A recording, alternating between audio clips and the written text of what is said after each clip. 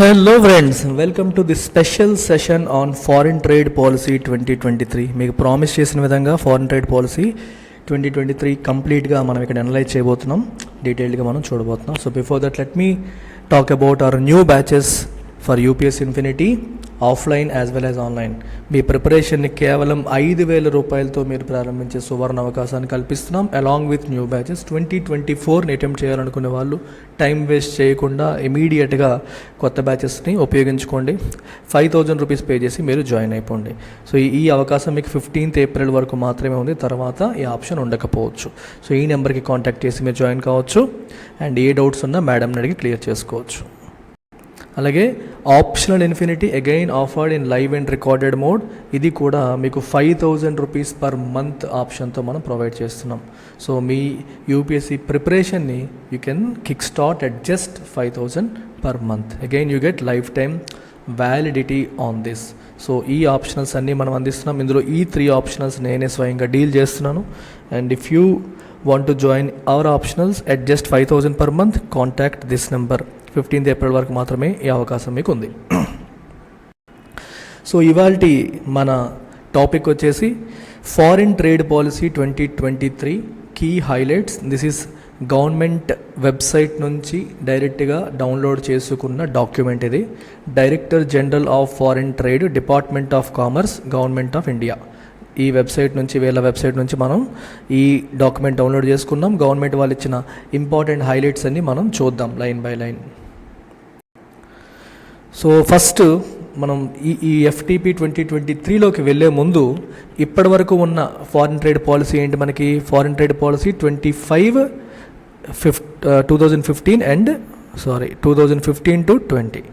So ఈ particular policy was suppose to end on 31/3/2020. అంటే మార్చి 31, 2020 కల్లా ఈ ఫారిన్ ట్రేడ్ పాలసీ అయిపోయి కొత్త ఫారిన్ ట్రేడ్ పాలసీ వచ్చేయాల్సిందే. కానీ ఎక్స్టెండ్ చేశారు. ఎందుకు ఎక్స్టెండ్ చేశారు?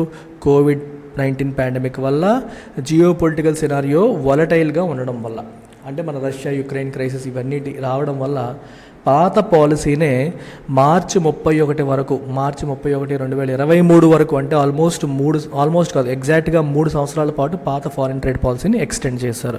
సో కొత్త ఫారిన్ ట్రేడ్ పాలసీ, ఇప్పుడు వచ్చిన ఫారిన్ ట్రేడ్ పాలసీ అనేది మనకి 1st ఏప్రిల్ 2023 నుంచి ఎఫెక్టివ్. 1st ఏప్రిల్ నుంచి ఇది అమల్లోకి వచ్చినట్టు. అయితే విషయం ఏంటంటే ఇది ఎప్పటి వరకు? లాస్ట్ టైం అయితే 5 years అని చెప్పారు. ఈసారి అలా చెప్పారా? చెప్పలేదు. మళ్ళీ అనౌన్స్ చేసేంత వరకు ఇదే యాక్షన్లో ఉంటుంది, ఇదే ఎఫెక్టివ్ అవుతుంది అని అర్థం. అంటే లాస్ట్ టైం లాగా 5 years అని చెప్పలేదు. ఈసారి 2023 1st ఏప్రిల్ నుంచి దిస్ ఇస్ ఎఫెక్టివ్. మళ్ళీ గవర్నమెంట్ స్పెసిఫై చేసేంత వరకు ఇదే యాక్షన్లో ఉంటుంది, ఎఫెక్టివ్గా ఉంటుందని క్లియర్గా చెప్పడం జరుగుతుంది. అయితే ఇక్కడ కొంచెం డేటా పాయింట్స్ కూడా ఇచ్చారు which are very important. Export performance ఇండియాది బాగుందా బాగాలేదా ఈ 5 సంవత్సరాల్లో మీరు తీసుకుంటే ఇక్కడ మీరు గమనించవచ్చు. 2016 ఆర్థిక సంవత్సరంలో $435 బిలియన్ ఇండియన్ ఎక్స్పోర్ట్స్ ఉంటే, ఇప్పుడు 2023 వచ్చేసరికి అది అప్రాక్సిమేట్గా, ఎగ్జాక్ట్ నెంబర్స్ ఇంకా తెలీదు అందుకే స్టార్ పెట్టాడు ప్రొజెక్టెడ్ అని, $760 బిలియన్ వచ్చినట్టుగా కనిపిస్తోంది. అంటే FY 2016 నుంచి FY 2023 అంటే ఈ 7 years పీరియడ్లో 74.7%, రఫ్లీ 75% గ్రోత్ మనం చూసాం. 75% గ్రోత్ మనం చూసాం. అయితే కొత్త ఫారిన్ ట్రేడ్ పాలసీ ఏం కోరుకుంటుందంటే ఈ $760 బిలియన్ నుంచి $2 ట్రిలియన్ వెళ్ళాలి బై 2030 అని చెప్పి ఎన్విసాజ్ చేస్తుంది. అంటే 2023 నుంచి 2030 నెక్స్ట్ 7 yearsలో ఈ $760 బిలియన్ నుంచి మనం $2 ట్రిలియన్ అంటే $2,000 బిలియన్ ఆల్మోస్ట్ 3 టైమ్స్కి వెళ్ళాలి అని చెప్పేసి అంబిషియస్ టార్గెట్ ప్రభుత్వం పెట్టుకుంది. ఇది మీరు ఇక్కడ తెలుసుకోవాల్సిన అంశం. సో ఈ కొత్త ఫారిన్ ట్రేడ్ పాలసీ కథ ఏంటనేది ఒకసారి చూద్దాం. ఇక్కడ గవర్నమెంట్ ఏమంటుందంటే 2015 నుంచి చాలా పాలసీ చేంజెస్ అనేవి తీసుకొచ్చారు. కొత్త ఫారిన్ ట్రేడ్ పాలసీ అనౌన్స్మెంట్ రాక ముందు నుంచి కూడా, even without the announcement of new foreign trade policy, పాత ఫారిన్ ట్రేడ్ పాలసీలోంచి కూడా చాలా మార్పులు తీసుకురావడం అనేది జరిగింది. Responding dynamically to emerging situations. మీకు ఒక ఎగ్జాంపుల్ చెప్తాను. ఇంతకుముందు ఇండియాలో ఒక స్కీమ్ ఉండేది, MEIS, merchandise exports from India scheme అనేది ఉండేది. ఈ స్కీమ్ని తీసేసి దీని ప్లేస్లో RODTEP స్కీమ్ని తీసుకొచ్చారు. Remission of duties and taxes ఈ స్కీమ్ని తీసుకొచ్చారు. ఎందుకు తీసుకొచ్చారు? WTO ఆబ్లిగేషన్, WTO కంప్లయన్స్ కోసం. సో ఇది మరి డైనమిక్గా రెస్పాండ్ అయినట్టే కదా. WTO కంప్లయన్స్ ఏం చెప్తోందంటే మనకి ఇన్సెంటివ్స్ అనేది ఉండకూడదు అని చెప్తోంది. ఇన్సెంటివ్స్ నుంచి దేనికి మూవ్ అవ్వాలి మనం? రెమిషన్కి మూవ్ అవ్వాలి అని చెప్పేసి WTO చెప్తుంది. అంటే మీకు ఎగ్జాంపుల్ చెప్తే, MEIS స్కీమ్ కింద ఎక్స్పోర్టర్స్ని ఎంకరేజ్ చేస్తూ ప్రభుత్వం కొన్ని స్క్రిప్ట్స్ని ఇష్యూ చేసేది. సో ఈ స్క్రిప్ట్స్ అనేవి రిడీమబుల్ అనమాట. వీటిని రిడీమ్ చేసుకోవచ్చు. ఇట్స్ నథింగ్ బట్ మనకి కూపన్స్ లాగా అనమాట, మనీ కూపన్స్లా అనమాట. సో మనం పర్ఫార్మెన్స్ అచీవ్ చేస్తే గవర్నమెంట్ ఇవి ఇష్యూ చేసేది. వీటిని రిడీమబుల్ ఎగ్నెస్ట్ ఎనీ లయబిలిటీస్, అంటే ప్రభుత్వానికి మనం ఏమైనా అప్పు ఉంటే, ఏమైనా కట్టాల్సిన ఉంటే వాటిని కట్టడానికి ఈ కూపన్స్ని యూజ్ చేసుకోవచ్చు. స్క్రిప్ట్ అంటే కూపన్ టైప్ యూజ్ చేసుకోవచ్చు. And these are also transferable అంటే వేరే వాళ్ళకి మనం అమ్ముకోవచ్చు, ట్రాన్స్ఫర్ చేసుకోవచ్చు అని అర్థం అనమాట. ఎక్స్పోర్ట్ పర్ఫార్మెన్స్ బాగుండే వాళ్ళకి ప్రభుత్వం ఎంకరేజ్ చేయడానికి ఇట్లాంటి స్క్రిప్ట్స్ని ఈ స్కీమ్ కింద ఇంతకుముందు ఇచ్చేది. దీన్ని యునైటెడ్ స్టేట్స్ ఆఫ్ అమెరికా వాళ్ళు వ్యతిరేకించారు వరల్డ్ ట్రేడ్ ఆర్గనైజేషన్లో. అది కరెక్ట్ కాదు, అది ట్రేడ్ని డిస్టార్ట్ చేస్తుంది, WTO ప్రావిజన్స్ ప్రకారం అది ఉండకూడదని చెప్పేసి USA వాళ్ళు చెప్పేసరికి WTO ఇది ఉండకూడదని చెప్పేసి ఇండియాకి చెప్పడం జరిగింది. అందుకని చెప్పి ఇండియా దీని స్థానంలో RODTEP స్కీమ్ని తీసుకొచ్చింది. దీంట్లో భాగంగా ఇన్సెంటివ్స్ బదులు రెమిషన్ తీసుకొచ్చారు. Remission is accepted. రెమిషన్ అంటే మీనింగ్ ఏంటంటే cancellation of duties and taxes.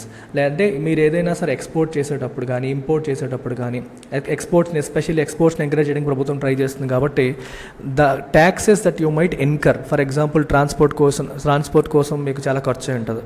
ఆ ట్రాన్స్పోర్ట్ కోసం ఆయిల్ ఖర్చు ఉంటుంది, దానిపైన ఎక్సైజ్ డ్యూటీలు, టారిఫ్లు, మనకి సెస్లు ఇలాంటివన్నీ ఖర్చు అయి ఉండొచ్చు. కొన్ని డ్యూటీస్ కావచ్చు, ట్యాక్స్లు కావచ్చు, వీటన్నిటిని గవర్నమెంట్ క్యాన్సిల్ చేయడం లేదా రీయింబర్స్ చేయడం అనేది ఈ స్కీమ్ కింద చేయడం మొదలుపెట్టింది. సో దీన్ని WTO అబ్జెక్ట్ చేయట్లేదు.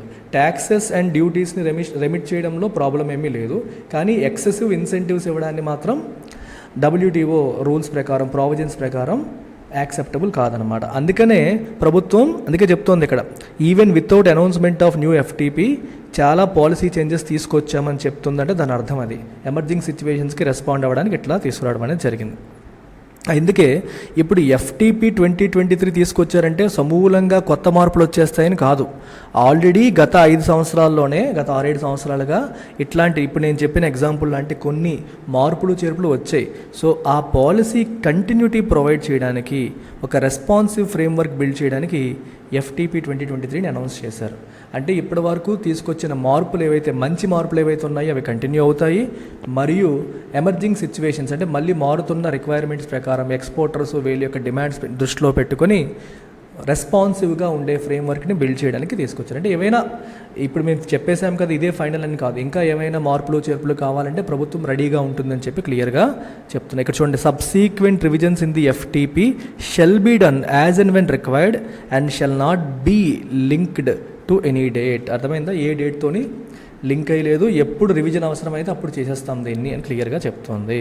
ట్రేడ్ నుంచి, ఇండస్ట్రీ నుంచి కంటిన్యూస్గా ఫీడ్బ్యాక్ తీసుకుంటాము. So that will help us update policy and procedures and to streamline processes. అంటే ప్రభుత్వం ఇంటెంట్ చూపిస్తుంది, ఎక్స్పోర్టర్స్కి హెల్ప్ చేయాలి, ఎక్స్పోర్టర్స్ని ఇంకా ఇంప్రూవ్ చేయాలి, ఎక్స్పోర్ట్స్ పెంచాలి, పాలసీ వైపు నుంచి ప్రభుత్వం నుంచి ఎటువంటి సహకారం కావాలన్నా మేము రెడీగా ఉన్నాము, మేము ఫీడ్బ్యాక్ తీసుకుంటూ ఉంటాము, ఏమైనా మీరు బాటిల్ నెక్స్ ఫేస్ చేస్తుంటే వాటిని రిమూవ్ చేసే ప్రయత్నం చేస్తామని ప్రభుత్వం అష్యూరెన్స్ ఇస్తుంది. అయితే కొత్త FTP అప్రోచ్ ఏంటి అంటే చెప్పాను మీకు ఆల్రెడీ, ఇన్సెంటివ్స్ నుంచి ట్యాక్స్ రెమిషన్. ఇన్సెంటివ్స్ ఆపుతారు, ట్యాక్స్ ఇది ఆల్రెడీ జరిగిపోయింది మీకు చెప్పాను. MEIS అనేది పోయి దాని ప్లేస్లో RODTEP వచ్చిందని చెప్పేశాను. సో మీరు ఆల్రెడీ ట్యాక్స్ రెమిషన్ అనేది ఈజ్ ఇన్ యాక్షన్. అలాగే నెక్స్ట్ ఇంకొక థ్రస్ట్ ఏరియా, ఫోకస్ ఏరియా ఏంటి అంటే greater trade facilitation through technology, automation and continuous process reengineering. చూసారా, trade facilitation through technology implement చేయడం ద్వారా, ఆటోమేషన్ చేయడం ద్వారా. ఆటోమేషన్ అంటే అర్థం ఏంటమ్మా, పని ఆన్లైన్లో ఆటోమేటిక్గా అయ్యేలాగా, అంటే మధ్యలో పేపర్ వర్క్ అని అదని ఆగిపోకుండా టకటక అయ్యేలాగా. అండ్ కంటిన్యూస్ ప్రాసెస్ రీఇంజనీరింగ్, ప్రాసెస్ని ఎప్పటికప్పుడు ఇంకా ఇంప్రూవ్ చేస్తూ పని అప్రూవల్స్ అన్ని తొందరగా తేలేలాగా, రైట్, ఇవన్నీ చేయాలనేది ఎఫ్టీపీలో అప్రోచ్ కింద తీసుకున్నారు. Next very important, export promotion through collaboration. అంటే ఎక్స్పోర్టర్సు, స్టేట్సు, డిస్ట్రిక్ట్ లెవెల్ నుంచి ఆ డిస్ట్రిక్ట్లో ఏ వస్తువులు ఎక్కువగా మనకి అపరెల్ ఫేమస్సా, స్వీట్స్ ఫేమస్సా, ఫ్రూట్స్ ఫేమస్సా, ఏది ఆ డిస్ట్రిక్ట్లో ఏది ఫేమస్ అని చూసి ఆ డిస్ట్రిక్ట్ అథారిటీస్తో, స్టేట్ వాళ్ళతో, ఎక్స్పోర్టర్స్తో కొలాబరేషన్, అందరూ కలగలిపి కూర్చొని వాటిని ఒక హబ్స్గా తయారు చేసే ప్రయత్నం. వీటన్నిటి గురించి డీటెయిల్డ్గా నెక్స్ట్ స్లైడ్స్లో మనం చూడబోతున్నాం. అలాగే ఎమర్జింగ్ ఏరియాస్ పైన కూడా focus, like e-commerce exports. E-commerce అర్థమవుతుంది కదా, ఆన్లైన్లోనే వాళ్ళు వేరే కంట్రీలో ఉన్న వాళ్ళు ఆర్డర్ ప్లేస్ చేసుకునేలాగా, మన వాళ్ళు ఎక్కడి నుంచి ట్రాన్స్పోర్ట్ చేసేలాగా. అలాగే developing districts as export hubs, డిస్ట్రిక్ట్స్ని ఎక్స్పోర్ట్ హబ్స్ కింద డెవలప్ చేయడం. అంటే ఒక్కొక్క ఏరియాలో ఏది బాగా ఫేమస్సో దానికి ఇంకొంచెం ప్రమోషన్ ఇచ్చి వాటికి ఎక్స్పోర్ట్స్కి అవసరమైన అనువైన వాతావరణాన్ని కల్పించి హబ్గా క్రియేట్ చేసే ప్రయత్నం చేయడం. అలాగే స్కోమెట్ పాలసీని స్ట్రీమ్లైన్ చేయడం. స్కోమెట్ అంటే స్పెషాలిటీ కెమికల్స్, ఆర్గానిజమ్స్, ఇవన్నీ అనమాట. వాటన్నిటిని కలిపిన దాన్ని మనం స్కోమెట్ అని చెప్పి అంటాము. ఆ పాలసీ దీని గురించి సెపరేట్గా ఉంది, మనం చూద్దాం. అప్డేట్ చేయడం కూడా ఈ ఎఫ్టీపీ యొక్క అప్రోచ్లో భాగమని మనం చెప్పొచ్చు. సో ఈ ఎఫ్టీపీ హైలైట్స్లో కొన్ని గవర్నమెంటే స్లైడ్స్ రూపంలో ఇచ్చింది. అందులో ఫస్ట్ది మీరు తీసుకుంటే is of doing business, reduction in transaction cost and initiatives అని చెప్పి ఇక్కడ ఇవ్వడం జరిగింది. సో ఫస్ట్ పాయింట్ మీరు చూస్తే is of doing business, reduction in transaction cost and ఈ ఇనిషియేటివ్స్ అని రాశారు. ఓకే, దీంట్లో భాగంగా ప్రభుత్వం ఏం చేసిందో ఒకసారి మీరు గమనించండి. You can see here online approvals without physical interface. Approvals అన్నీ ఆన్లైన్ చేయడానికి ప్రభుత్వం ప్రయత్నం చేస్తోంది ఎఫ్టీపీలో భాగంగా. చూడండి, automatic approvals of various permissions under foreign trade policy based on process simplification and technology implementation. అంటే ఇంతకుముందు ఫిజికల్గా వెళ్ళి అప్లై చేసి పేపర్ వర్క్ చేసి అక్కడ ఆగి ఉండే పరిస్థితి అంతా రిమూవ్ చేసి ప్రాసెస్ అంతా పేపర్లెస్గా చేసే ప్రయత్నం చేయడం అనేది జరుగుతుంది. దాని ద్వారా అప్రూవల్స్ అనేవి తొందరగా వచ్చేలాగా మార్చే ప్రయత్నం కూడా మనకి ఇక్కడ జరుగుతుంది. చూడొచ్చు ఇక్కడ మీకు డిఫరెంట్ పర్మిషన్స్, ప్రస్తుతానికి జరుగుతున్న ప్రాసెసింగ్ టైము, ఇప్పుడు ఈ ఆటోమేటిక్ రూట్ ద్వారా వెళ్ళడం ద్వారా, అంటే ఆన్లైన్ అప్రూవల్స్ తీసుకురావడం వల్ల ఎంత ఫాస్ట్గా మనం చేయగలుగుతాం అనేది కూడా క్లియర్గా మెన్షన్ చేశారు. ఇక్కడ చూడండి, అడ్వాన్స్ ఆథరైజేషన్ ఇష్యూరెన్స్. అసలు అడ్వాన్స్ ఆథరైజేషన్ అంటే ఏంటో తెలుసా మీకు? అడ్వాన్స్ ఆథరైజేషన్ ఎక్కడ వాడతారు అంటే, మనకి ఇప్పుడు ఎవరైనా సరే, let's say there is an organisation in India, so he is importing something from foreign countries. Import చేసి వాటిని ఇన్పుట్స్గా ఉపయోగించి he's creating some products. So he's creating a product. ఈ ప్రోడక్ట్లో వాడే ఇన్పుట్స్ ఏవైతే ఉన్నాయో ఈ ఇన్పుట్స్ని తను విదేశాల నుంచి తెప్పిస్తున్నాడు. ఇలా తయారు చేసిన ప్రోడక్ట్ని మళ్ళీ విదేశాలకి ఎక్స్పోర్ట్ చేస్తున్నాడు అనుకోండి. So he's getting something from foreign countries, using that he's creating some products and is exporting them. అలాంటప్పుడు ఈ ఇన్పుట్స్ పైన పడే డ్యూటీ ఏదైతే ఉంటుందో, సుంకం, ఇంపోర్ట్ డ్యూటీ అంటాం చూడండి, దాన్ని లేకుండా, అంటే డ్యూటీ ఫ్రీ ఇంపోర్ట్స్ని ప్రభుత్వం అలౌ చేస్తుంది. అంటే if you are importing something to create products, to produce products which are to be exported, exports కోసం మీరు ఏదన్నా ఇంపోర్ట్ చేసుకుంటే వాటిపైన డ్యూటీ అనేది లేకుండా, అర్థమైందా, సుంకం అనేది లేకుండా ప్రభుత్వం ఒక స్కీమ్ తీసుకొచ్చింది. దాన్నే అడ్వాన్స్ ఆథరైజేషన్ స్కీమ్ అంటాం. సో దీనికి నువ్వు అప్రూవల్ పెట్టుకుంటే దానికి పట్టే టైం అనేది ఇప్పుడు తగ్గుతోంది. తొందరగా అప్రూవల్, అంటే 1 డేలోనే ప్రాసెసింగ్ అయ్యేలాగా తీసుకొచ్చారు. అలాగే ఈపీసీజీ ఇష్యూయన్స్ అని చెప్పారు, export promotion of capital goods. What is a capital good? EPCG అంటే export promotion of capital good అని అర్థం. క్యాపిటల్ గుడ్ అంటే అర్థం ఏంటి? మనకి ప్రొడక్షన్లో ఉపయోగపడే ఎక్విప్మెంట్ని, మెషినరీని మనం క్యాపిటల్ గుడ్స్ అంటాం. So the machinery or the equipment, okay, which are used in production of goods. గుడ్స్ని ప్రొడ్యూస్ చేయడానికి అవసరమైన ఎక్విప్మెంట్ని, మెషినరీని, వీటన్నింటికి combine term capital goods. So when you are importing capital goods అంటే విదేశాల నుంచి నువ్వు మెషినరీ ఎక్విప్మెంట్ తెప్పిస్తే ఆ క్యాపిటల్ గుడ్స్ నుంచి నువ్వు ప్రొడ్యూస్ చేసిన వస్తువుల్ని నువ్వు ఎక్స్పోర్ట్ చేస్తాను అంటే వాటిపైన కూడా ప్రభుత్వం డ్యూటీ ఫ్రీ ఇంపోర్ట్స్ ఇస్తుంది. అంటే క్యాపిటల్ గుడ్స్ పైన కూడా ఇంపోర్ట్స్ ఉంటాయి కదా, ఇంపోర్ట్ డ్యూటీ ఉంటుంది కదా, సుంకం ఉంటుంది కదా, ఉంటుంది. కానీ ఆ సుంకం మినహాయిస్తారు ఎప్పుడు అలా మీరు తెప్పించుకున్న క్యాపిటల్ గుడ్స్ ద్వారా ప్రొడ్యూస్ చేసిన వస్తువులు మీరు ఎక్స్పోర్ట్ చేస్తే దానికి ఎక్స్పోర్ట్ ఆబ్లిగేషన్ ఇవ్వాలి. అంటే గవర్నమెంట్ చెప్పినట్టు మీరు ఎంత ఇంపోర్ట్ చేస్తే ఎంత మీరు డ్యూటీ మీరు సేవ్ చేసుకున్నారో, ఎంత సుంకాన్ని మీరు సేవ్ చేసుకున్నారో దానికి తగ్గట్టు ప్రభుత్వం కొన్ని రూల్స్ రెగ్యులేషన్స్ పెడుతుంది. ఆ అమౌంట్ వర్త్ ఎక్స్పోర్ట్స్ మీరు చేస్తే మీకు డ్యూటీ అనేది ఫ్రీ అవుతుంది. మీకు అర్థమైందమ్మా? So you let's say is an exporter. దీనికి ఒక మెషినరీ కావాలి. ఈ మెషినరీ విదేశాల నుండి తెప్పించాడు. ఈ మెషినరీని ఉపయోగించి కొన్ని గుడ్స్ ప్రొడ్యూస్ చేశాడు. ఈ గుడ్స్ని ఎక్స్పోర్ట్ చేస్తారు అన్న ఆబ్లిగేషన్ ఇస్తే ప్రభుత్వం ఈ మెషినరీ పైన నువ్వు కట్టే డ్యూటీని డ్యూటీ ఫ్రీ చేస్తుంది. అంటే just like advance authorisation scheme లాగే ఇది కూడా. అందులో ఇన్పుట్స్, అందులో రా మెటీరియల్స్, ఇక్కడేమో రా మెటీరియల్స్ ప్లేస్లో ఏముందమ్మా, దాని ప్లేస్లో ఇక్కడ మనకి దీస్ ఎక్విప్మెంట్ అనమాట. అది డిఫరెన్స్. సో దీనికి కూడా కరెంట్ ప్రాసెసింగ్ టైం కంటే ఇప్పుడు ఈ ఆటోమేటిక్ రూట్లో ప్రాసెసింగ్ టైం అనేది తగ్గుతుంది. అలాగే ఆల్రెడీ ఉన్న ఆథరైజేషన్ రీవాలిడేట్ చేసుకోవడం. మీకు ఆథరైజేషన్ ముందు వచ్చింది, దాన్ని మళ్ళీ ఇట్లాంటి వాటికి కూడా మనకి తగ్గించారు. ఎక్స్పోర్ట్ ఆబ్లిగేషన్ పీరియడ్ ఎక్స్టెన్షన్ మీకు ఇందాక ఇప్పుడు అడ్వాన్స్ ఆథరైజేషన్ స్కీమ్ ప్రకారం కావచ్చు, ఈపీసీజీ స్కీమ్ ద్వారా కావచ్చు, మీరు డ్యూటీ ఫ్రీ ఇంపోర్ట్స్ ప్రాసెస్ని ఎంజాయ్ చేశారనుకోండి.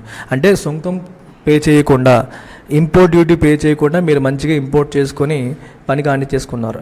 మరి గవర్నమెంట్ ఏం ఎక్స్పెక్ట్ చేస్తుంది మీ నుంచి? అలా మీరు తీసుకొని ప్రొడ్యూస్ చేసిన వస్తువుని ఎక్స్పోర్ట్ చేయాలని ఎక్స్పెక్ట్ చేస్తుంది. So you have an obligation for export. అయితే దానికి కొంత టైం పీరియడ్లో గవర్నమెంట్ చెప్పినట్టుగా మనం ఎక్స్పోర్ట్ చేయాలి. ఒకవేళ మీరు చేయలేకపోతే ఎక్స్టెన్షన్ అడుగుతారు. నేను ఈ టైంలో చేయలేకపోయి ఇంకొంచెం టైం పీరియడ్ ఇవ్వండి, మీరు చెప్పినట్టుగా ఎక్స్టెన్షన్ నేను ఎక్స్పోర్ట్ చేస్తారని మీరు అడగొచ్చు. దానికి కూడా పట్టే ప్రాసెసింగ్ టైము తగ్గించారు. సో ఇవన్నీ కూడా నేను అలా చదువుకుంటూ వెళ్ళిపోతే మీకు అర్థం కాదు. అందుకే ప్రతి ఒక్కదాన్ని ఎక్స్ప్లెయిన్ చేసుకుంటూ వెళ్తున్నాను. ఈ టర్మినాలజీ మీకు ఈ కీవర్డ్స్ అర్థమైతేనే ఆ టెక్స్ట్ మనకు అర్థమవుతుంది, లేకపోతే బట్టి కొట్టడమే. సో డోంట్ మెమరైజ్, అర్థం చేసుకోండి అంతే. అలాగే అడ్వాన్స్ ఆథరైజేషన్ స్కీమ్ పరంగా కావచ్చు, ఈపీసీజీ స్కీమ్లో కావచ్చు, యూజర్ ఛార్జెస్ని ఎంఎస్ఎంఈస్కి తగ్గించారు. మైక్రో స్మాల్ మీడియం ఎంటర్ప్రైజెస్కి యూజర్ ఛార్జెస్ తగ్గించడం అనేది జరిగింది. సో మీరు ఒకసారి గమనించండి. Up to 1 crore licence value in rupees అని ఇచ్చారు. అప్ టు 1 crore నాన్ ఎంఎస్ఎంఈస్కి అంటే పెద్ద పెద్ద ఆర్గనైజేషన్కి అయితే 1000 రూపీస్కి ₹1 చొప్పున యూజర్ ఛార్జెస్ పడతాయి. ఎంఎస్ఎంఎస్కి కేవలం ₹100 కడితే చాలు. అలాగే 1 crore to 10 crores వాల్యూ అయితే, ఎక్స్పోర్ట్ వాల్యూ అయితే ఇక్కడేమో ₹1 per 1000, ఇక్కడేమో జస్ట్ 5,000 రూపీస్.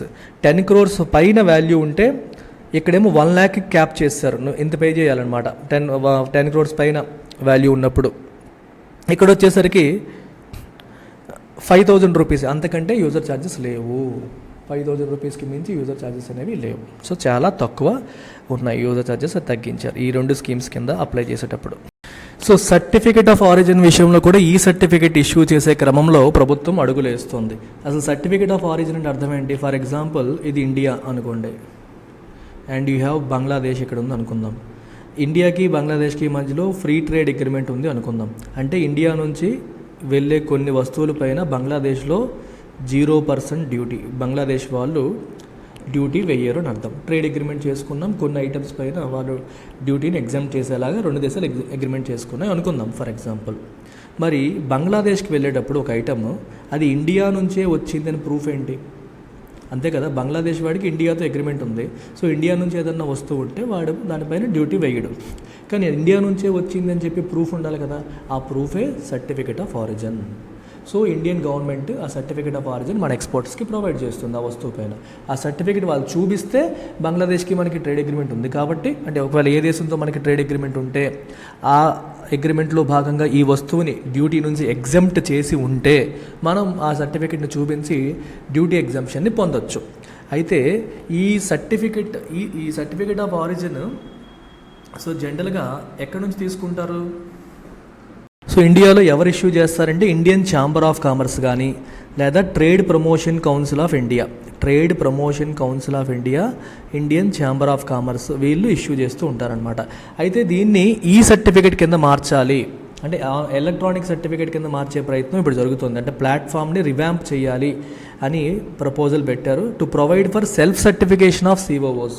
అంటే వాళ్ళకి వాళ్ళే సర్టిఫై చేసుకునే అవకాశాన్ని కల్పించడానికి, అప్రూవల్ కూడా ఆటోమేటిక్గా అయ్యేలాగా వేరెవర్ ఫీజిబుల్ అంటే ఎప్పటి నుండో చేసేవాడికి మళ్ళీ ప్రాసెస్ అంతా లేకుండా ఆటోమేటిక్ అప్రూవల్ ప్రొవైడ్ చేయడానికి కూడా ప్రభుత్వం ప్రయత్నాలు చేస్తుంది. అలాగే ఈ సిఓఓ డేటా అనేది పార్ట్నర్ కంట్రీస్తో ఎలక్ట్రానిక్ ఎక్స్చేంజ్, అంటే గవర్నమెంటే ఆన్లైన్లో మన డేటాని పలానా ఐటమ్స్ అన్నిటికీ ఇక్కడే తయారవుతున్నాయి, ఇది మా సర్టిఫికేట్ ఆఫ్ ఆరిజిన్, మేము మీకు ఎలక్ట్రానికల్గా పంపిస్తున్నాము చూడండి, దాన్ని కూడా తీసుకురావడానికి కొన్ని ఇనిషియేటివ్స్ కూడా ప్లాన్ చేస్తున్నారనమాట. నెక్స్ట్ వచ్చేసి paperless filing for export obligation discharge application. మీకు చెప్పాను, మనకి అడ్వాన్స్ ఆథరైజేషన్ స్కీమ్లో కావచ్చు, ఈపీసీజీ స్కీమ్లో కావచ్చు, మీరు డ్యూటీ ఫ్రీ ఇంపోర్ట్ని ఎంజాయ్ చేసి అంటే ఇంపోర్ట్స్ పైన డ్యూటీ కట్టకుండా తెప్పించేసుకొని వాటి ద్వారా మీరు వస్తువులు ప్రొడ్యూస్ చేసినప్పుడు you have an obligation for export. మీరు కొంత ఎక్స్పోర్ట్ చేయాలనేది ఆబ్లిగేషన్. ఆ ఆబ్లిగేషన్ మీరు ఫుల్ఫిల్ చేసినట్టుగా ప్రభుత్వానికి అప్లికేషన్ పెట్టాలి. ఆబ్లిగేషన్ మీరు ఫుల్ఫిల్ చేయకపోతే మీరు ఇంతకుముందు ఎంత డ్యూటీ అయితే అంటే ఎంత సుంకం అయితే ప్రభుత్వానికి పే చేయకుండా ఎగ్జంప్షన్ పొందారో అదంతా తిరిగి వడ్డీతో సహా ప్రభుత్వానికి కట్టాల్సి ఉంటుంది. గుర్తుపెట్టుకోండి, అదంతా తిరిగి వడ్డీతో సహా కట్టాల్సి ఉంటుంది. సో అందుకని మీరు ఎక్స్పోర్ట్ ఆబ్లిగేషన్ ఫుల్ఫిల్ చేశానని చెప్పి అప్లికేషన్స్ పెట్టాలి. ఆ అప్లికేషన్ ప్రాసెస్ కూడా పేపర్లెస్ చేసే ప్రయత్నం ఇప్పుడు జరుగుతోంది. సో ఇది కంప్లీట్గా పేపర్లెస్. అంటే ఫస్ట్ చూడండి, ఇక్కడ మీకు అడ్వాన్స్ ఆథరైజేషన్ కోసం, ఈపీసీజీ కోసం, మీకు అప్రూవల్ కోసం కూడా పేపర్లెస్గా పెట్టొచ్చు. అయిపోయిన తర్వాత ఆబ్లిగేషన్ ఫుల్ఫిల్ చేసామని కూడా మీరు పేపర్లెస్గా ఆన్లైన్లోనే అప్లై చేయొచ్చు. సో ఇనీషియల్గాను ఆన్లైన్లో మొత్తానికి ఎంటైర్ ప్రాసెస్ అంతా కూడా పేపర్లెస్గా మారిపోతుంది. అర్థమైందా? With this next export promotion initiatives చూడండి. ఎక్స్పోర్ట్ ప్రమోషన్ ఇనిషియేటివ్స్ ఏం చేసింది? Status holder export thresholds rationalise చేశారు. స్టేటస్ హోల్డర్ అంటే స్టార్ రేటింగ్ ఇస్తుంది అనమాట. మనం ఎక్స్పోర్ట్స్ చేసేదాన్ని బట్టి, వాల్యూమ్ ఆఫ్ ఎక్స్పోర్ట్స్ బట్టి ప్రభుత్వం మనకి స్టార్ రేటింగ్స్ ఇస్తుంది. ఇంతకుముందు ఏంటంటే మనకి చూడండి, యూఎస్డి మిలియన్, $3 మిలియన్ లిమిట్ మనం క్రాస్ చేసి ఎక్స్పోర్ట్స్ చేస్తే 1 స్టార్ రేటింగ్ వచ్చేది. 1 స్టార్ రేటింగ్ ఇచ్చింది. $25 మిలియన్ పైన చేస్తే 2 స్టార్ ఇచ్చారు. ఇప్పుడు దాన్ని తగ్గించారు. 25ని 15 అంటే $15 మిలియన్ చేస్తేనే మనకి 2 స్టార్ వస్తుంది. అలాగే ఇంతకుముందు 100 చేస్తే 3 స్టార్ వచ్చేది, ఇప్పుడు 50 చేస్తేనే 3 స్టార్ వస్తుంది. ఇంతకుముందు 500 చేస్తే 4 స్టార్ వచ్చేది, ఇప్పుడు 200 చేస్తేనే 4 స్టార్ వస్తుంది. ఇంతకుముందు 2000 చేస్తే 5 స్టార్ వచ్చేది, ఇప్పుడు 800 చేస్తేనే మనకి 5 స్టార్ రేటింగ్ అనేది వస్తుంది. అంటే తక్కువ ఎక్స్పోర్ట్స్తోనే మనకి రేటింగ్స్ అనేవి ప్రభుత్వం ఇవ్వబోతోంది. దీన్ని బట్టి అంటే చిన్న చిన్న ఎక్స్పోర్టర్స్ని కూడా ఎంకరేజ్ చేయడానికి ప్రభుత్వం ఈ స్టార్ రేటింగ్స్ని దాని యొక్క దీన్ని రేషనలైజ్ చేయడం అనేది, థ్రెషోల్డ్ లిమిట్ని రేషనలైజ్ చేయడం అనేది జరిగింది. సో నెక్స్ట్ ఈ పాలసీలో భాగంగా తీసుకొచ్చిన ఇంకొక రిఫార్మ్ ఏంటంటే merchanting trade. Very important word. Merchanting అంటే అర్థం ఏంటంటే ఒక దేశం నుంచి ఇంకో దేశానికి నువ్వు వస్తువులు ఎక్స్పోర్ట్ చేసేటప్పుడు, ఇంపోర్ట్ చేసేటప్పుడు కస్టమ్స్ అనేది మధ్యలో రాకపోవడం. కస్టమ్స్ అనేది మధ్యలోకి రాకపోవడం. చూడండి, without touching Indian ports. Customs వాళ్ళు ఇన్వాల్వ్ అవ్వకుండా జరిగే ట్రేడ్ని మనం మర్చెంటింగ్ అంటాం. అర్థమవుతుందా? ఒక ఫారిన్ కంట్రీ నుంచి ఇంకో ఫారిన్ కంట్రీకి గుడ్స్ని ఎక్స్పోర్ట్ చేస్తూ ఉంటారు. ఆ ఎక్స్పోర్ట్ చేసే క్రమంలో మధ్యలో ఇండియన్ పోర్ట్స్ని టచ్ చేస్తూ వెళ్లాల్సి వచ్చిందనుకోండి, ఇక్కడ కస్టమ్స్ వాళ్ళు చెక్ చేయకుండా వాళ్ళని పంపించేస్తే దాన్ని మర్చెంటింగ్ ట్రేడ్ అంటాం. అయితే ఇక్కడ గమనించాల్సింది ఏంటంటే మర్చెంటింగ్ ట్రేడ్లో రిఫార్మ్ తీసుకొచ్చే ప్రయత్నం చేస్తున్నారు. ఎప్పుడు when an Indian intermediary is involved. అంటే ఇక్కడ గమనించారా, ఇండియన్ కాంటెక్స్ట్లో మీకు మర్చెంటింగ్ ట్రేడ్ అంటే ఇక్కడ రాశారు, merchanting trade involves shipment of goods from one foreign country to another foreign country without touching Indian ports, involving an Indian intermediary is allowed subject to compliance with RBI guidelines. అంటే అందులో Indian involve అయ్యి ఉండాలి, Indian organisation involve అయ్యి ఉంటే ఒక foreign country నుంచి ఇంకో foreign కంట్రీకి ఇండియా మీదుగా మీరు పంపించినప్పుడు కూడా ఇండియన్ పోర్ట్స్లో కస్టమ్స్ చెకింగ్ అనేది జరగదు. దాన్ని బూస్ట్ చేయడానికి ప్రయత్నాలు చేస్తున్నారు. అయితే కొన్ని రెస్ట్రిక్షన్స్ ఉన్నాయి. For example, except for goods or items in the CITES list. CITES. CITES అనేది ఏంటమ్మా? Convention. CITES is a convention. మనకి ఇంటర్నేషనల్గా ఎండేంజర్డ్ ఉంటాయి చూడండి, endangered fauna and fauna and flora. మనకి సైట్స్ ఫుల్ ఫామ్ ఏంటి? The convention on international trade in endangered species of fauna, wild fauna and flora. Wild fauna and flora అంటే మనకి మొక్కలు, జంతువులు, వీటిని ట్రేడ్ చేసేవి. ఎండేంజర్డ్ స్పీసీస్ ఉంటాయి కొన్ని, ఎండేంజర్డ్ మొక్కలు కావచ్చు, ఎండేంజర్డ్ జంతుజాలం కావచ్చు. వాటిని ఇంటర్నేషనల్గా మీరు ట్రేడ్ చేసేటప్పుడు ఫాలో అవ్వాల్సిన రూల్స్, రెగ్యులేషన్స్ ప్రపంచ దేశాలన్నీ కలిపి చేసుకున్న ఒక కన్వెన్షన్ అది. ఇందులో ఉన్న ఐటమ్స్కి మాత్రం మర్చెంటింగ్ ట్రేడ్ అప్లై అవ్వదు. అంటే వీటికి సంబంధించిన ఐటమ్స్ మీరు ట్రేడ్ చేసేటప్పుడు ఖచ్చితంగా చెకింగ్ జరుగుతుంది, చెక్ చేయకుండా పని అవ్వదు.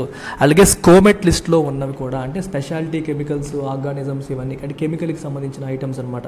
ఆ లిస్ట్లో ఉన్నవి, సైట్స్ లిస్ట్లో ఉన్న వాటికి మర్చెంటింగ్ ట్రేడ్ అప్లై అవ్వదు. రిమైనింగ్ వాటికి మర్చెంటింగ్ ట్రేడ్ని అప్లై చేయడానికి ప్రయత్నాలు జరుగుతున్నాయి.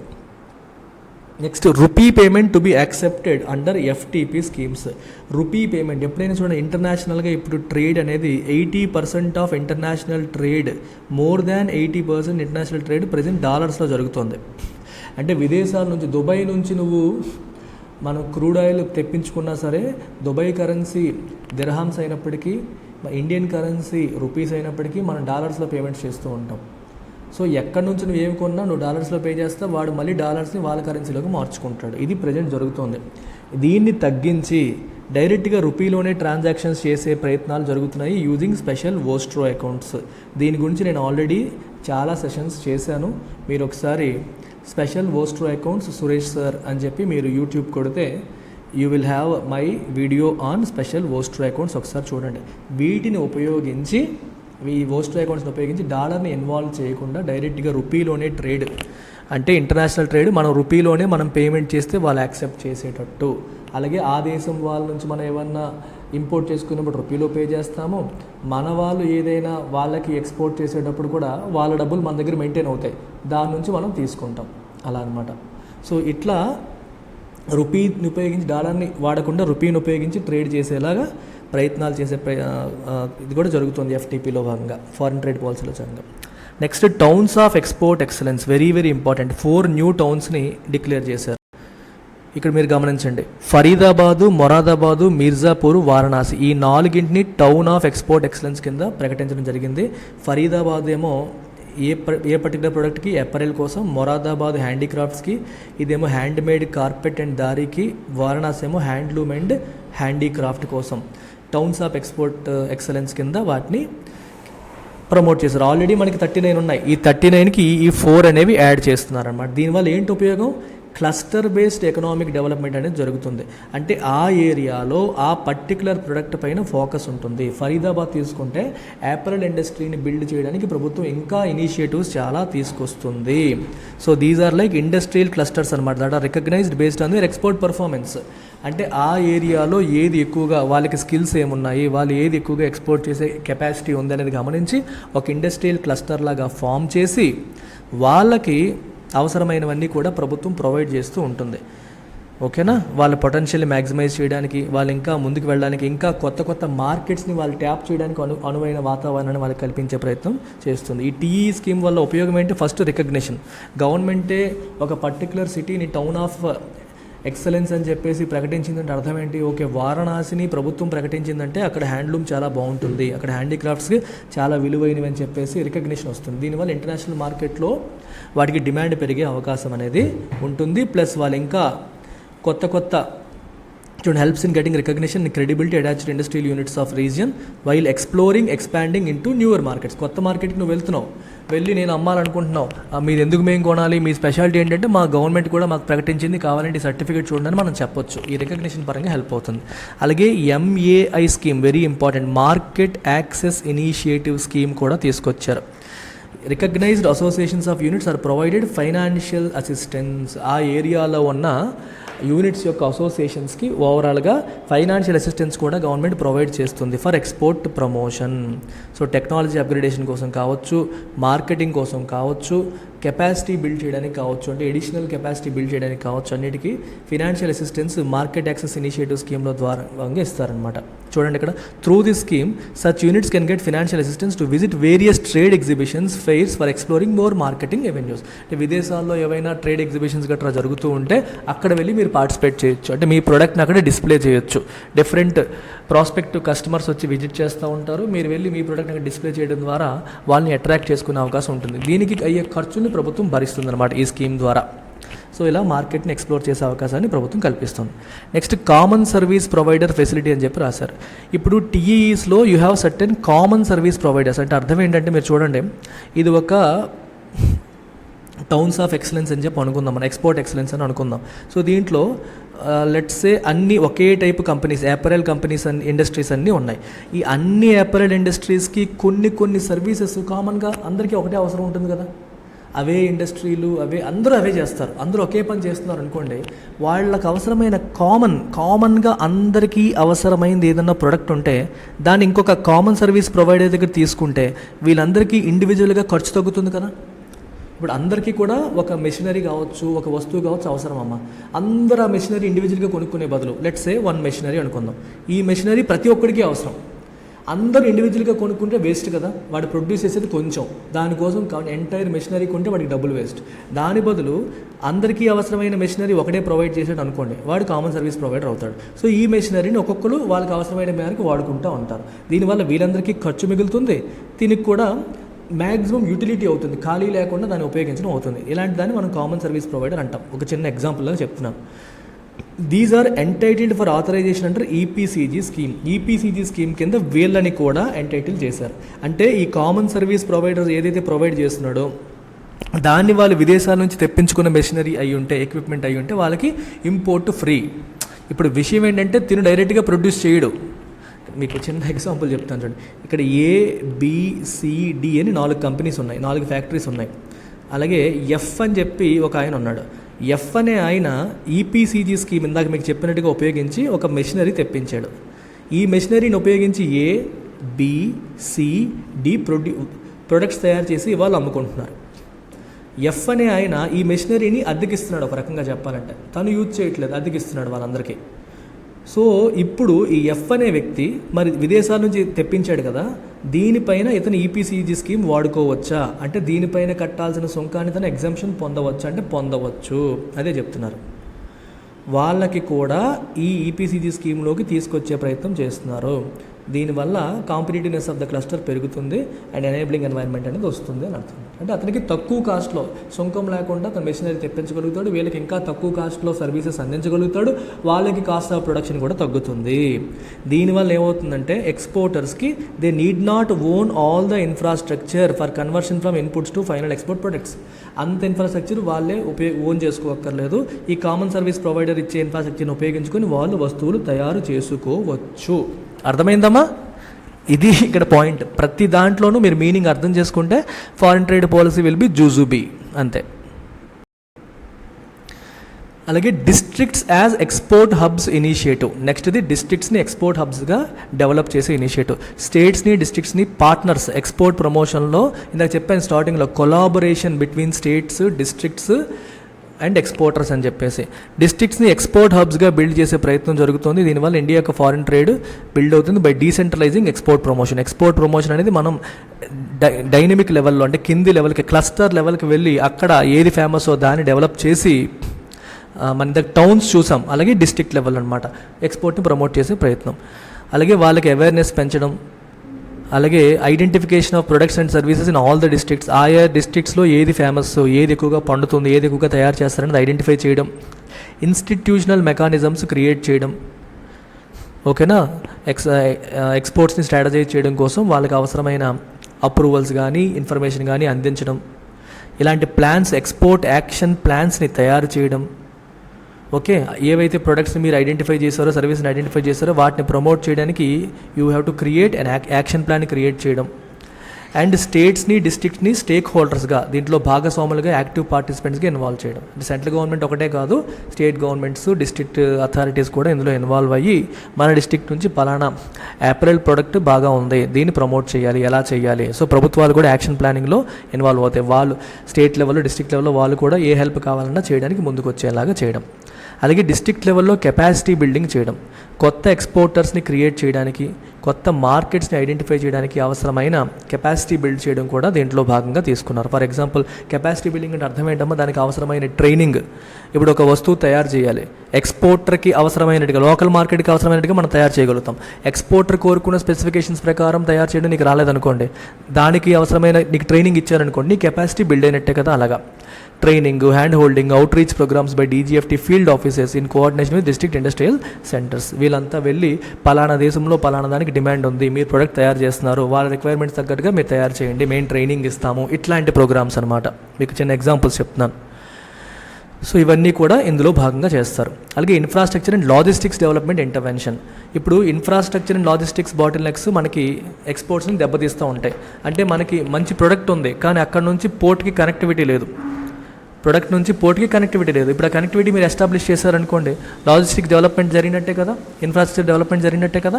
మనకి కొన్ని చోట్ల పవర్ సప్లై లేదు, వాటర్ లేదు, రోడ్ కనెక్టివిటీ లేదు, ఇదంతా ఇన్ఫ్రాస్ట్రక్చర్. దాన్ని ప్రొవైడ్ చేయడం, వీటికి అవసరమైన ఫెసిలిటీస్, టెస్టింగ్ ఫెసిలిటీస్ కావచ్చు, కనెక్టివిటీ కావచ్చు, వీటికి అవసరమైనవన్నీ కూడా ప్రొవైడ్ చేయడం. అండ్ ఆల్రెడీ జరుగుతున్న డిఫరెంట్ గవర్నమెంట్ స్కీమ్స్ని ఈ ఇనిషియేటివ్స్ని సపోర్ట్ చేయడానికి తీసుకురావడం, ఇదంతా దీంట్లో భాగంగా ప్లాన్ చేశారు. Next commerce exports. చూడండి, కామర్స్ ఎక్స్పోర్ట్స్ అంటే మీకు ఆల్రెడీ చెప్పాను, ఆన్లైన్లోనే ఆర్డర్ పెట్టుకుంటే మనం వేరే కంట్రీ వాడు మన దేశం నుంచి ఆన్లైన్లో ఆర్డర్ పెట్టుకుని మనం పంపించేలాగా తీసుకురావడం. ఇక్కడ చూడండి, so necessary enablement of IT systems in department of commerce post to CBIC to be undertaken in the 6 months.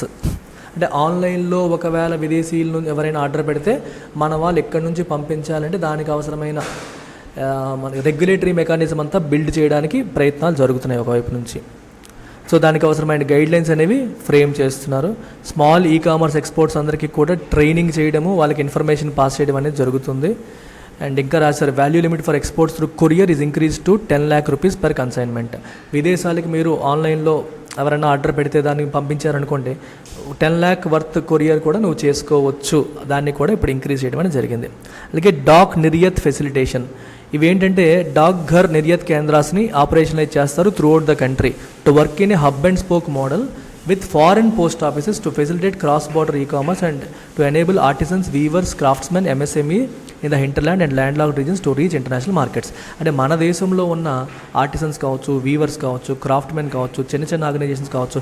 హింటర్లాండ్ అంటే బాగా రూరల్ ఏరియాస్ అనమాట, అంటే మెయిన్ సిటీస్కి దూరంగా ఉండే ఏరియాస్ని హింటర్లాండ్స్ అని అంటారు.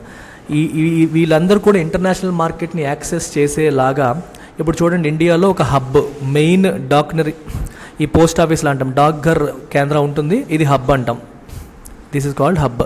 అలాగే దీంతో లింక్ అయ్యి, హబ్ అండ్ స్పోక్ అంటే మీనింగ్ ఇది, దీంతో లింక్ అయ్యి ఇంకా సెవరల్ కేంద్రాస్ ఉంటాయి, డిఫరెంట్ ప్లేసెస్లో కేంద్రాస్ ఉంటాయి. For example you are a sculptor, నువ్వు ఇక్కడే పని చేసుకుని ఒక మంచి స్కల్ప్టర్వి, నువ్వు ఒక మంచి శిల్పాన్ని తయారు చేసావు, నువ్వు ఇక్కడికి పంపించావు, ఇక్కడ ఉన్న లోకల్ పోస్ట్ ఆఫీస్కి నువ్వు ఇచ్చావు, ఇక్కడ నుంచి అది మెయిన్ హబ్కి వెళ్తుంది. మెయిన్ హబ్ నుంచి ఈ హబ్ విదేశాల్లో ఉన్న పోస్ట్ ఆఫీస్తో, ఫారిన్ పోస్ట్ ఆఫీస్తో సింక్ అవుతుంది. ఆ పోస్ట్ ఆఫీస్కి వెళ్ళి వాళ్ళ నుంచి వాళ్ళ లోకల్ ఏరియాస్కి వెళ్ళేలాగా ఇది బిల్డ్ చేసే ప్రయత్నం జరుగుతుందన్నమాట. ఫారిన్ పోస్ట్ ఆఫీసెస్తో మన వాళ్ళు సింక్ అయ్యే ప్రయత్నాలు కూడా చేస్తున్నారు అని అర్థం. అలాగే కామర్స్ ఎక్స్పోర్ట్ హబ్స్ అని చెప్పి రాశారు, గమనించండి. Designated hubs with warehousing facility to be notified to help commerce aggregators for easy stocking, customs clearance and returns processing. అంటే కొన్ని హబ్స్ని క్రియేట్ చేస్తారు, అంటే కామర్స్ ద్వారా ఎక్స్పోర్ట్ చేయాలనుకునే వాళ్ళందరూ ఈ ఫెసిలిటీస్ని వాడుకోవచ్చు. అంటే వాళ్ళు ఎక్స్పోర్ట్ చేయాలనుకున్నవన్నీ ఇక్కడ స్టోర్ చేసుకునేలాగా, కస్టమ్స్ క్లియరెన్స్ ఇక్కడే జరిగేలాగా, ఒకవేళ రిటర్న్స్ ఏమైనా ప్రాసెసింగ్ అంతా ఇక్కడే జరిగేలాగా, అంటే ఒక్కొక్క చోట మెయింటైన్ చేయకుండా అందరూ ఒకే చోట మెయింటైన్ చేసేలాగా వాళ్ళకి అవసరమైన సర్వీసెస్ అన్ని కల్పించడానికి ఇది కూడా ప్రభుత్వం ప్రొవైడ్ చేయబోతోంది. అలాగే లేబులింగ్, టెస్టింగ్, రీప్యాకేజింగ్ ఇట్లాంటివి వాటి కోసం కూడా ప్రాసెసింగ్ ఫెసిలిటీ కూడా ప్రొవైడ్ చేయబోతోంది అని చెప్పి రాశారు. లేబుల్స్ ఇవ్వడం, టెస్ట్ చేయడం, మళ్ళీ ఒకవేళ రీప్యాకేజ్ చేయడం, ఇట్లాంటివి అన్నమాట. నెక్స్ట్ చూడండి, స్టెప్స్ టు బూస్ట్ మ్యానుఫ్యాక్చరింగ్. మ్యానుఫ్యాక్చరింగ్ని బూస్ట్ చేయడానికి కూడా కొన్ని స్టెప్స్ ఫారిన్ ట్రేడ్ పాలసీలో అనౌన్స్ చేయడం అనేది జరిగింది. చూడండి, prime minister mega integrated textile region and apparel park, PM Mitra scheme మీరు ఆల్రెడీ వినుంటారు. ఇంతకుముందు కూడా దీని గురించి నేను డైలీ ఎకానమీ సిరీస్లో కవర్ చేశాను. మనకి ఇందాక చెప్పాను, కామన్ సర్వీస్ ప్రొవైడర్ స్కీమ్ గురించి మాట్లాడుకున్నాం. అంటే if you are a common service provider, అంటే ఒక మెషినరీ నువ్వు ప్రొవైడ్ చేస్తున్నావు, దాన్ని అందరూ వాడుకుంటున్నారు. సో నువ్వు దానిపైన నువ్వేంటమ్మా ఈపీసీజీ స్కీమ్ కింద డ్యూటీ ఎగ్జామ్షన్ అడగొచ్చు. అది ఆల్రెడీ చెప్పాను మీకు. ఈపీసీజీ స్కీమ్ కింద డ్యూటీ ఎగ్జామ్షన్ అడగొచ్చు అని చెప్పాను.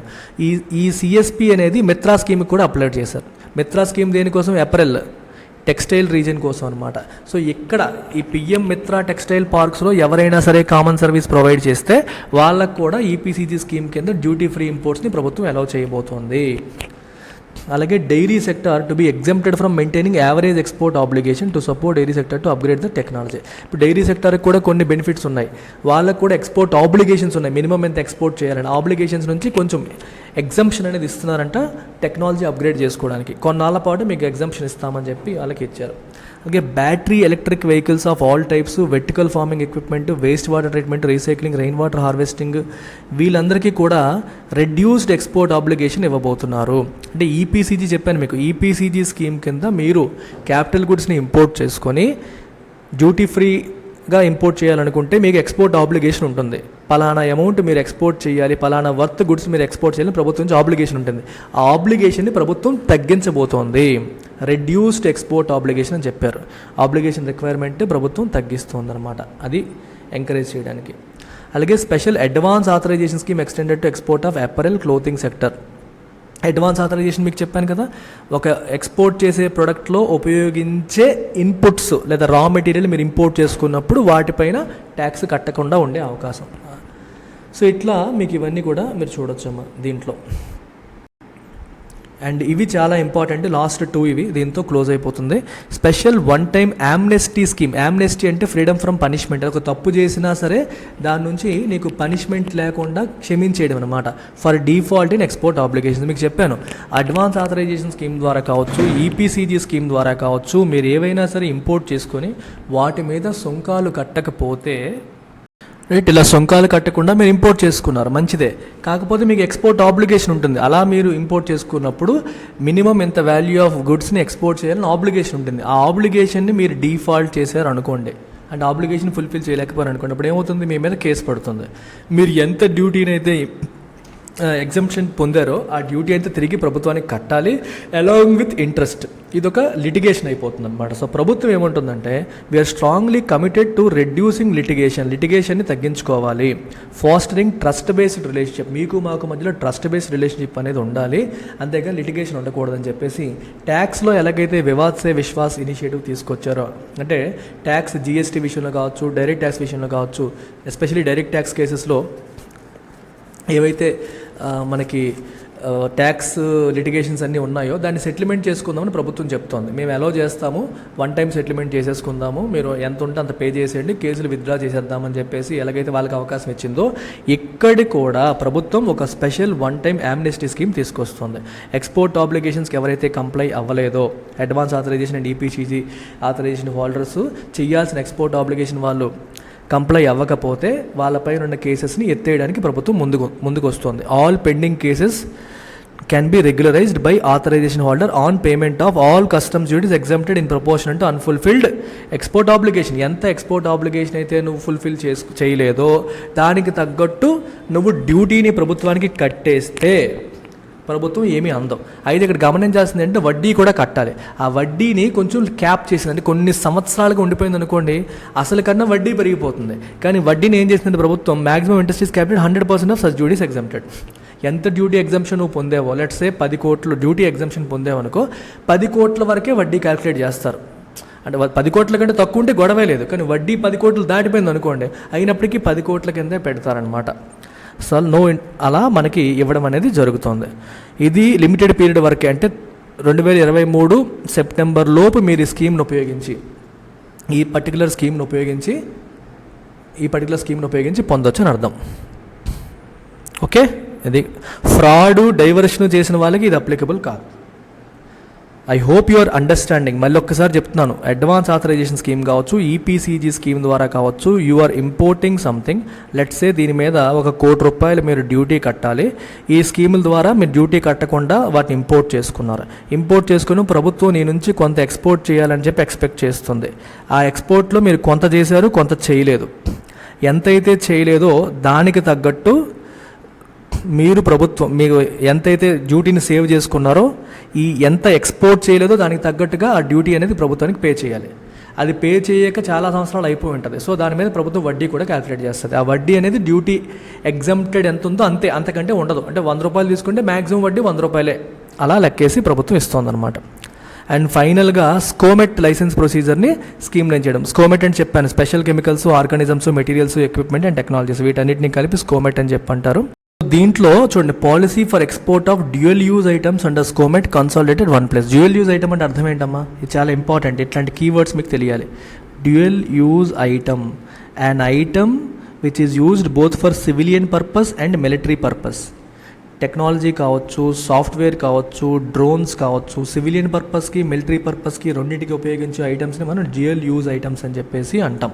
సో వీటికి సంబంధించిన ఈ డ్యూయల్ యూజ్ ఐటమ్స్ని మనం ఎక్స్పోర్ట్ చేసేటప్పుడు అవసరమైన పాలసీ అంతా, ఎస్పెషలీ స్కోమెట్లో ఉన్నవి, ఈ chemicals, organisms, materials, equipment, technologies, దీనికి ఎందుకు వచ్చేవాడనేటి కూడా ఒక సింగిల్ ప్లేస్లోనే అర్థమవుతుందా? సింగిల్ ప్లేస్లోనే మనకి దానికి అవసరమైన అప్రూవల్స్ అన్ని ఒకే చోట దొరికేలాగా ప్రభుత్వం పాలసీ తీసుకొస్తుంది అని మనకి క్లియర్గా చెప్తున్నారు. So focus on simplifying policies to facilitate export of dual use high and goods or technology such as drones, cryogenic tanks, certain chemicals. అంటే వీటికి సంబంధించిన పాలసీని అన్నింటినీ సింప్లిఫై చేసి కాంప్లికేషన్ అనేది తీసి ఒకే చోట వీటికి సంబంధించిన పాలసీ అంతా కన్సాలిడేట్ చేసే ప్రయత్నం కూడా ఎఫ్టీపీలో భాగంగా జరుగుతోంది అని ఇక్కడ మనం చెప్పవచ్చు అనమాట. సో ఈ వే ఫార్వర్డ్ ఆల్రెడీ జరిగింది, మళ్ళీ ఒకసారి రిపిటేషన్ లాగా మీరు తీసుకోవచ్చు. ఫారిన్ ట్రేడ్ పాలసీ అనేది డైనమిక్గా ఉండబోతుంది, రెస్పాన్సివ్గా ఉండబోతుంది. డైనమిక్ అంటే ఏంటమ్మా? ఏదైతే చెప్పామో అలాగే ఉండిపోవడం కాదు, మారుతున్న పరిస్థితులకి అడాప్టివ్గా, మారుతున్న డిమాండ్స్కి, పరిస్థితులకి, సిచ్యువేషన్కి తగ్గట్టుగా మార్పులు చేర్పులు చేసుకోవడానికి మేము రెడీగా ఉండబోతున్నామని చెప్పి చెప్తున్నారు. స్టేట్స్తోనూ డిస్ట్రిక్ట్స్తోనూ wider engagement to promote exports from grass roots already మాట్లాడాం. ఈ కామర్స్ ఎక్స్పోర్ట్స్ని ఫెసిలిటేట్ చేయడానికి ప్రయత్నాలు జరుగుతున్నాయి. ఇంకోవైపు ఏం చెప్పాను మీకు? $1 ట్రిలియన్ మర్చెండైజు, $1 ట్రిలియన్ సర్వీసెస్ ఎక్స్పోర్ట్స్, అంటే మొత్తం కలిపి $2 ట్రిలియన్ బై 2030 టార్గెట్స్ ఇవ్వడం అనేది జరిగింది. ఓకే, ట్రేడ్ ఇండస్ట్రీకి ఉన్న ఇష్యూస్ని రిజాల్వ్ చేయడానికి కన్సల్టేటివ్ మెకానిజం, అంటే కూర్చొని మాట్లాడుకునేలాగా. ఇండియన్ రూపీని గ్లోబల్ కరెన్సీగా మార్చే ప్రయత్నం, ఇంటర్నేషనల్ సెటిల్మెంట్స్ రూపీలో జరిగేలా ప్రయత్నం. And restructuring of department of commerce to make it future ready. మారుతున్న పరిస్థితులు తగ్గట్టుగా డిపార్ట్మెంట్ రెస్పాండ్ అయ్యేలాగా దాన్ని రీస్ట్రక్చర్ చేయడం, వెబ్సైట్స్ని వాటిని for example certificate of origin వెబ్సైట్ని రివ్యాంప్ చేయడం, ఇట్లాంటివన్నీ కూడా దీంట్లో భాగమని మనం చెప్పొచ్చు. So this is all about foreign trade policy 2023. ఒక్కసారి ఇక్కడ మీకు తెలియాల్సిన బేసిక్స్, అడ్వాన్స్ ఆథరైజేషన్ స్కీము, ఈపీసీజీ, ఈ రెండింటి గురించి మీకు అవగాహన ఉంటే సగం ప్రాబ్లమ్ సాల్వ్ అయిపోతాయి. ఈ స్కీమ్స్ని ఉపయోగించినప్పుడు you will have something called export obligation. ఈ ఎక్స్పోర్ట్ ఆబ్లిగేషన్ని మీరు ఫుల్ఫిల్ చేయకపోతే దెర్ విల్ బి లిటిగేషన్. ఈ లిటిగేషన్ నుంచి ప్రభుత్వం ఇస్తోంది యామ్నెస్టీ, అంటే లిటిగేషన్ నుంచి బయటపడే ఒక మార్గాన్ని ప్రభుత్వం చూపిస్తోంది. ఇవన్నీ మనకి కనిపిస్తున్నాయి. ఈ ఈపీసీజీఏఏ కోసం అప్రూవల్ ప్రొసీజర్స్ ఈజీ చేస్తున్నారు. అలాగే డిశ్చార్జ్ మొత్తం అంతా అయిపోయిన తర్వాత నేను ఇంత చేశానని చెప్పి నేను ఇంత ఎక్స్పోర్ట్ చేశానని చెప్పి మీరు ప్రభుత్వానికి అప్లై చేసే ప్రొసీజర్ కూడా స్ట్రీమ్ లైన్ చేశారు. అంతా ఆన్లైన్లో జరిగేలాగా మార్పులు చేర్పులు అనేవి చేశారు. So we discussed all these things. అలాగే డ్యూయల్ యూజ్ ఐటమ్స్ అని చెప్పి లాస్ట్లో చూసాం, ఇది another keyword, dual use item. అలాగే మర్చెంటింగ్ అని చెప్పి ఒక పదాన్ని చూసాం. మర్చెంటింగ్ అంటే అర్థం ఏంటి? ఒక కంట్రీ నుంచి ఇంకో కంట్రీకి వస్తువుల్ని పంపించేటప్పుడు మధ్యలో కస్టమ్స్ అనేది రాకుండా, ఈ కంట్రీది ఆ కంట్రీది ఉంటుంది, మధ్యలో వేరే కస్టమ్స్ చెకింగ్ లేకుండా చేసేదని మర్చెంటింగ్ ట్రేడ్ అని చెప్పి అంటాం. మర్చెంటింగ్ ట్రేడ్. సో ఇవి keywords, we discuss all these in this. That's it. APPSC, Telangana PSC group 1కి కూడా కొత్త బ్యాచెస్ అనేవి మనం ప్రారంభిస్తున్నాము. ₹5,000 మీ ప్రిపరేషన్ మీరు స్టార్ట్ చేసే సువర్ణ అవకాశం. సో ఈ నెంబర్కి కాంటాక్ట్ చేసి మీరు రావచ్చు. తెలంగాణకు కూడా same procedure, same thing, life time validity మీకు లభిస్తుంది వీటన్నిటిపైన కూడా. అండ్ ఎనీ సబ్జెక్ట్ 5,000, జస్ట్ 5,000 రూపీస్తో మీకు నచ్చిన సబ్జెక్ట్ మీరు ఎల్టీఎక్స్లో తీసుకోవచ్చు. పాలిటీ కానీ హిస్టరీ కానీ. నా సబ్జెక్ట్స్ వీటిలో ఎథిక్స్ అండ్ ఎకానమీ, ఈ రెండు నేను చెప్తాను. నా క్లాసెస్ కావాలంటే you can take ethics and economy. Polity, history, essay, geography మీకు నచ్చినది మీరు తీసుకోవచ్చు. 15th ఏప్రిల్ లోపు జాయిన్ అయితే 5,000కే సింగిల్ సబ్జెక్ట్ తీసుకొని, అంటే మాకు మొత్తం అవసరం లేదు సార్, ఓన్లీ ఒక సబ్జెక్ట్ కావాలనుకునే వాళ్ళకి ఇది ఒక మంచి అవకాశం అనమాట. లైఫ్ టైం వ్యాలిడిటీ లభిస్తుంది. అవి కూడా మీకు లేటెస్ట్ కంటెంట్ అప్డేట్ అవుతూ ఉంటుంది. That's it. Take care. Bye.